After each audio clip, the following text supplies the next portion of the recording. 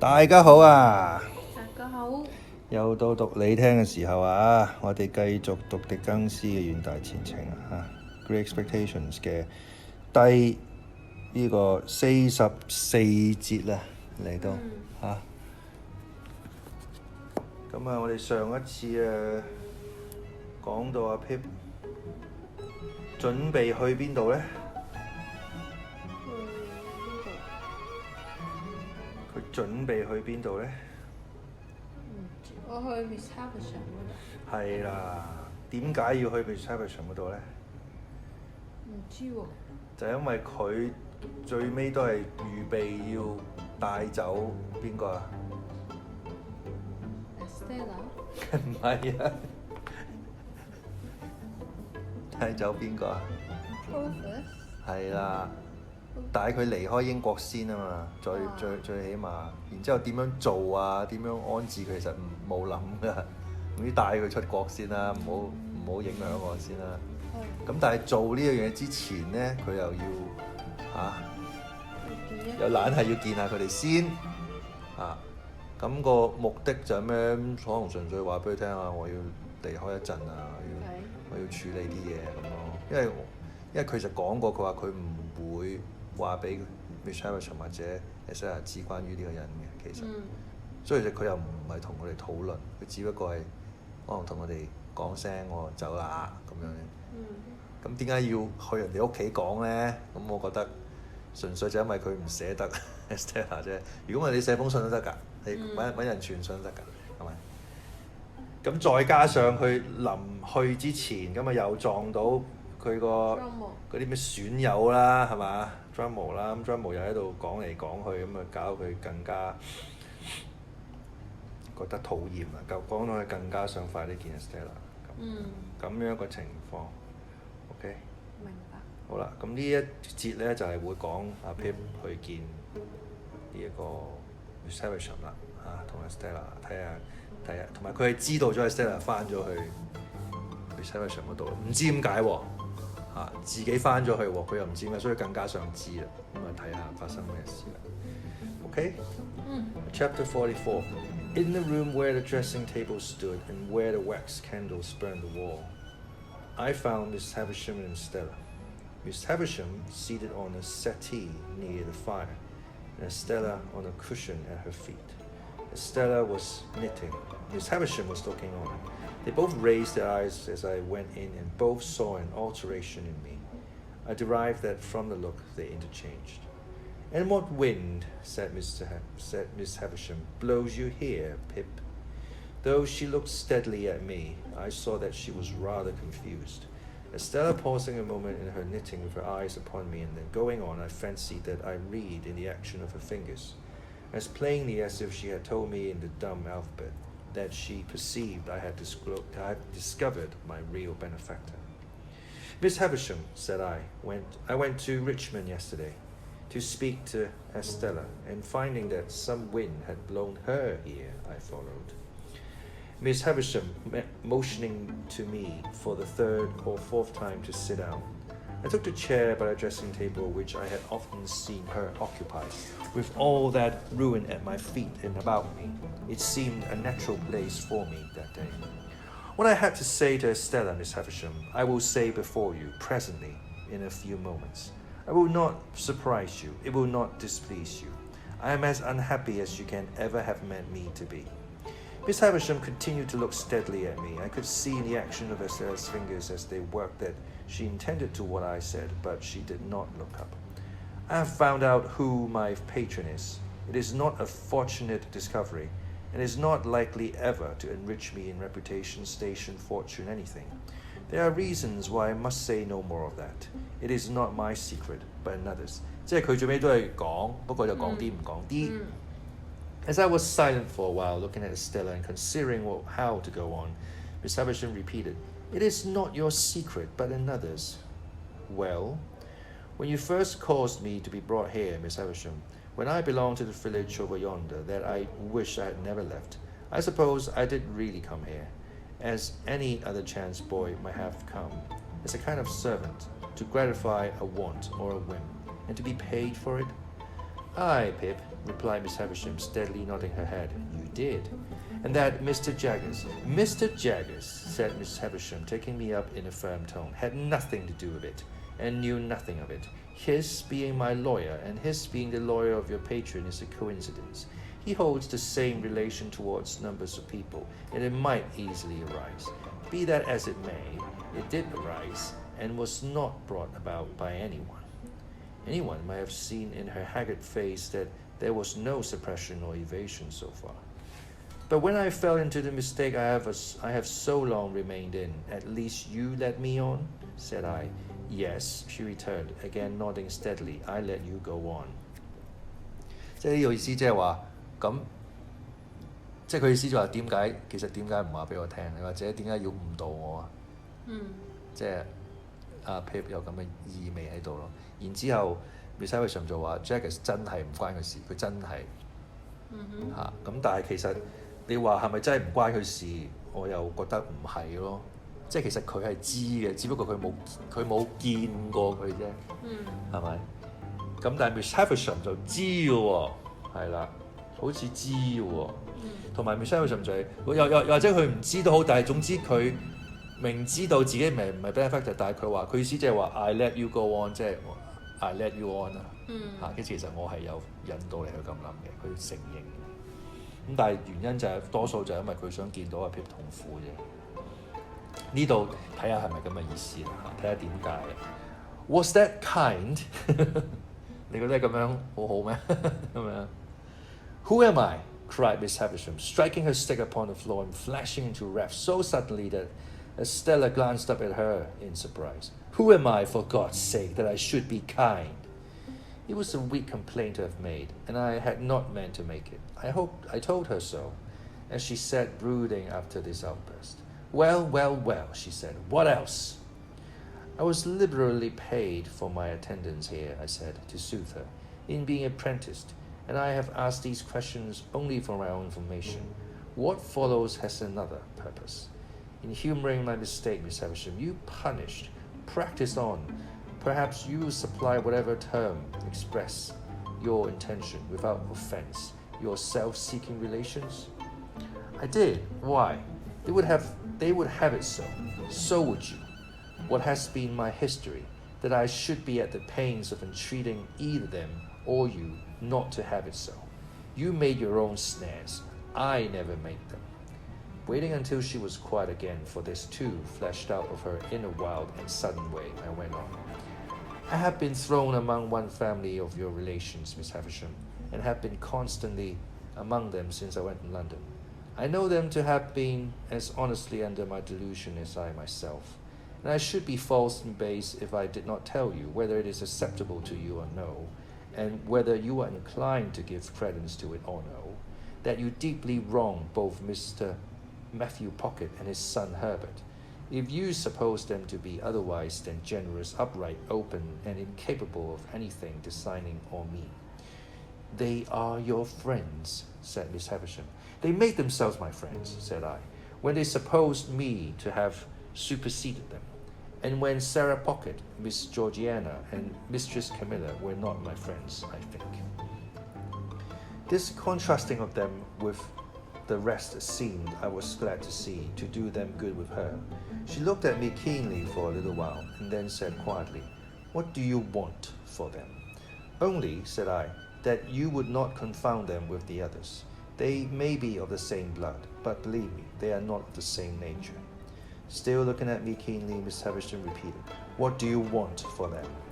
I am not so cunning, you see, I said in answer, conscious that I reddened a little, as that I could hide from you, even if I desired. What I do want something. Miss Havisham, if you would spare the money to do my friend Herbert a lasting service in life, by which, from the nature of the case, must be done without his knowledge, I could show you how. Why must it be done without his knowledge? She asked, settling her hands upon her stick, that she might regard me the more attentively. Because, said I began the service myself more than 2 years ago without his knowledge, and I don't want to be betrayed. Why I fail in my ability to finish it, I cannot explain. It is a part of the secret which is another person's and not mine. She gradually withdrew her eyes from me and turned them on the fire. After watching it for what appeared in the silence and by the light of the slowly wasting candles to be a long time, she was roused by the collapse of some of the red coals, and looked forward at me again, at first vacantly, then with a gradually concentrating attention. All this time Estella knitted on. When Miss Havisham had fixed her attention on me, she said, speaking as if there had been no lapse in our dialogue, "What else?" "Estella," said I, turning to her now and trying to command my trembling voice, "you know I love you. You know that I have loved you long and dearly." She raised her eyes to my face on being thus addressed, and her fingers plied their work, and she looked at me with an unmoved countenance. I saw that Miss Havisham glanced from me to her, and from her to me. I should have said this sooner, but for my long mistake. It induced me to hope that Miss Havisham meant us for one another. While I thought you could not help yourself, as it were, I refrained from saying it, but I must say it now. Preserving her unmoved countenance, and with her fingers still going, Estella shook her head. "I know," said I, in answer to that action. "I know. I have no hope that I shall ever call you mine, Estella. I am ignorant what may become of me very soon, how poor I may be, or where I may go. Still, I love you. I have loved you ever since I first saw you in this house." Looking at me perfectly unmoved and with her fingers busy, she shook her head again. It would have been cruel in Miss Havisham, horribly cruel, to practice on the susceptibility of a poor boy, and to torture me through all these years with a vain hope and an idle pursuit, if she had reflected on the gravity of what she did. But I think she did not. I think that in the endurance of her own trial, she forgot mine, Estella. I saw Miss Havisham put her hand to her heart and hold it there, as she sat looking by turns at Estella and at me. "It seems," said Estella very calmly, "that there are sentiments, fancies, I don't know how to call them, which I am not able to comprehend. When you say you love me, I know what you mean, as a form of words, but nothing more. You address nothing in my breast. You touch nothing there. I don't care for what you say at all. I have tried to warn you of this. Now, have I not?" I said in a miserable manner, "Yes." "Yes, but you would not be warned, for you thought I did not mean it. Now, did you not think so?" "I thought and hoped you could not mean it. You, so young and tried and beautiful, Estella. Surely it is not in nature." "It is in my nature," she returned, and then she added, with a stress upon the words, "it is in the nature formed within me. I make a great difference between you and all other people when I say so much.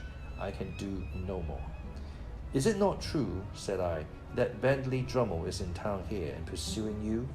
"It is quite true," she replied, referring to him with the indifference of utter contempt.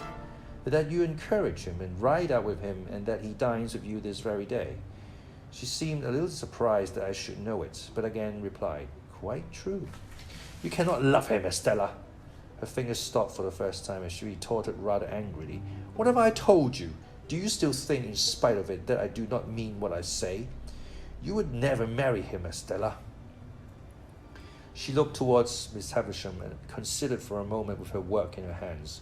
Then she said, "Why not tell you the truth? I am going to be married to him." I dropped my face into my hands, but was able to control myself better than I could have expected, considering what agony it gave me to hear her saying those words. When I raised my face again, there was such a ghastly look upon Miss Havisham's that it impressed me, even in my passionate hurry and grief. "Estella, dearest Estella, do not let Miss Havisham lead you into this fatal step. Put me aside forever. You have done so, I well know, but bestow yourself on some worthier person than Drummle. Miss Havisham gives you to him, as the greatest slight and injury that could be done to the many far better men who admired you, and to the few who truly love you. Among those few there may be one who loves you even as dearly, though he has not loved you as long as I. Take him, and I can bear it better, for your sake." 講埋晒無謂嘅。My earnestness woke a wonder in her that seemed as if it would have been touched with compassion, if she could have rendered me at all intelligible to her own mind. "I am going," she said again in a gentler voice, "to be married to him. The preparations for my marriage are making, and I shall be married soon. Why do you injuriously introduce the name of my mother by adoption? It is my own act. Your own act, Estella, to fling yourself away upon a brute? On whom should I fling myself away? She retorted with a smile. Should I fling myself away upon the man who would the soonest feel that I took nothing to him? There, it is done. I shall do well enough, and so will my husband.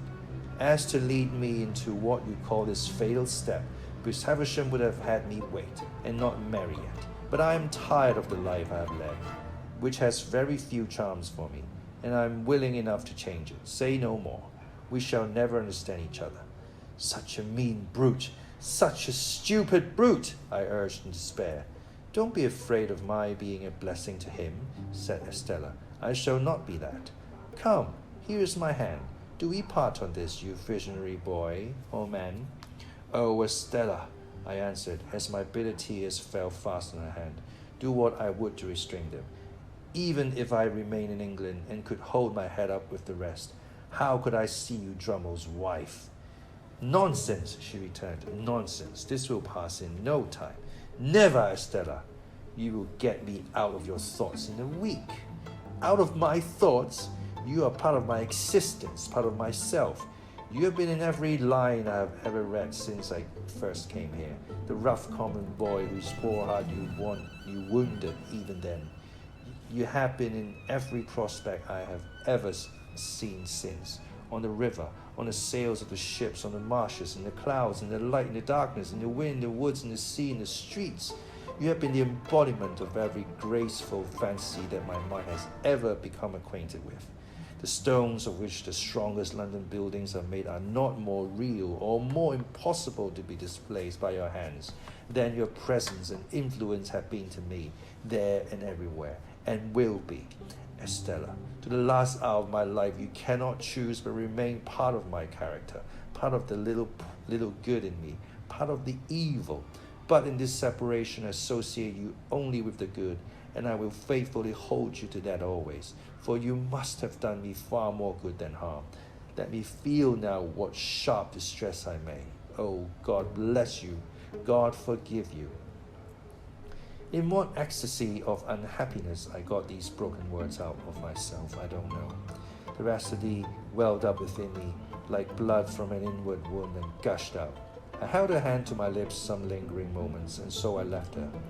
But ever afterwards I remembered, and soon afterwards with strong reason, that while Estella looked at me merely with incredulous wonder, the spectral figure of Miss Havisham, her hand still covering her heart, seemed all resolved into a ghastly stare of pity and remorse. All done, all gone. So much was done and gone, and when I went out at the gate, the light of the day seemed of a darker colour than when I went in. For a while I hid myself among some lanes and bypaths, and then struck off to walk all the way to London. For I had by that time come to myself so far as to consider that I could not go back to the inn and see Drummle there, that I could not bear to sit upon the coach and be spoken to, that I could do nothing half so good for myself as tire myself out. It was past midnight when I crossed London Bridge, pursuing the narrow intricacies of the streets which at that time tended westward near the Weddellsix shore of the river. My readiness access to the temple was close by the riverside, through Whitefriars. I was not expected till tomorrow, but I had my keys, and if Herbert was gone to bed, could get to bed myself without disturbing him. As it seldom happened that I came in at that Whitefriars gate after the temple was closed, and as I was very muddy and weary, I did not take it ill that the night porter examined me with much attention as he held the gate a little way open for me to pass in. To help his memory, I mentioned my name. I was not quite sure, sir, but I thought so. Here's a note, sir.